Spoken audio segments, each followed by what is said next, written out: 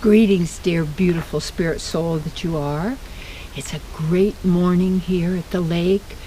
We're kind of quiet because there's some people maybe camping out. The flowers are here, the freshness, being in the integrity of nature. I want to share with you today the topic, be cautious about suggestions. You see, because we're so receptive, and that a suggestion can also be turned into a command that you believe is true and real, and yet it isn't.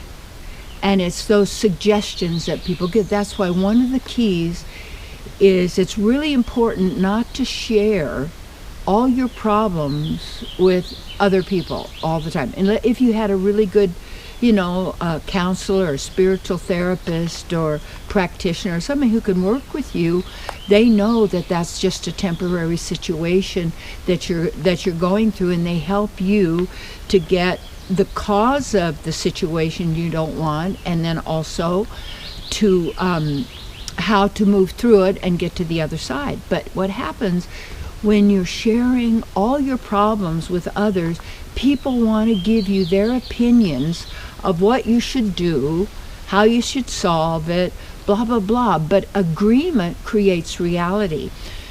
Not ran into him, but someone came up to me in the market the other day, and this is a person that every time he ever shares with me, he wants to tell me how he doesn't have any money, nothing's working, it's all bad for him and everything, but it's always the same story, and so he's always living in the same situation. So he came up the other day, oh, my car blew up, and then I don't know how am I ever going to get, I said, you know what, I know you're going to handle it because you always do, and then I went on my way because there was no way to help this person.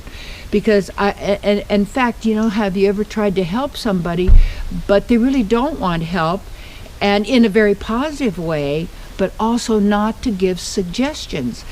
And this is how we get controlled, you might say, mentally with beliefs, is the people telling us things that we then start accepting as true and real. Just like another person was looking for a place to live and said, there aren't any places here. Well, for you there aren't then, because you close the door to possibilities because you think that's the absolute truth, when it's really might have been true yesterday, but it may not be true in this moment right now, because a new house went on the market, a new situation came. So you want to be cautious about suggestion, and the word cautious also comes from cause. You want to look at the words and what you're really speaking. So you're causing something and making an effect. When you're cautious about suggestions, you can hear them, but don't get the belief that they know more than you, or they've got their solutions, or accepting this. And it's also very similar to commands. You can't do that. You never do anything right. There's no possibilities. Always accepting the verdict. Always accept, well, I guess they're right. And it's not. Wait a minute. You're an unlimited divine being in every aspect. And as we're always accepting all of these limitations and ideas and concepts, and then it becomes, in fact, one of my students who's a magnificent art therapist, and she comes to retreats quite often, and she's just doing great. And she was saying in the school that was training these therapists to get licensed, the teacher was telling all the students how you're not going to get a job. It's impossible. It's hard. And then my students stood up and said, I don't accept that, and I don't believe it. I think it's wonderful.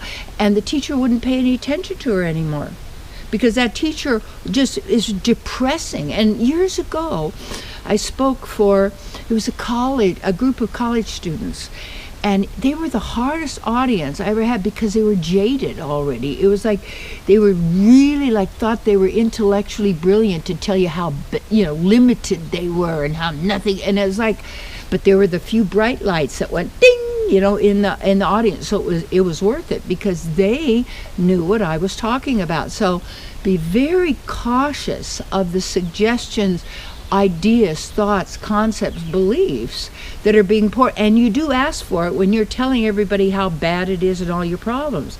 So if you want to solve them, and that's what I do, is you go to someone or you read a book or whatever that is going to help you to know what's the cause of the problem and to eliminate it by doing what works. It's really simple. Stop doing what doesn't work and do what works. This is in every aspect of life. So to own your own power and such. Stop giving your power away to the suggestions of everybody else, and stop opening yourself to everybody's opinion. And when the opinion comes, or people are going to give it anyway, you don't even have to say, don't say that, don't do this. Just let it pass by.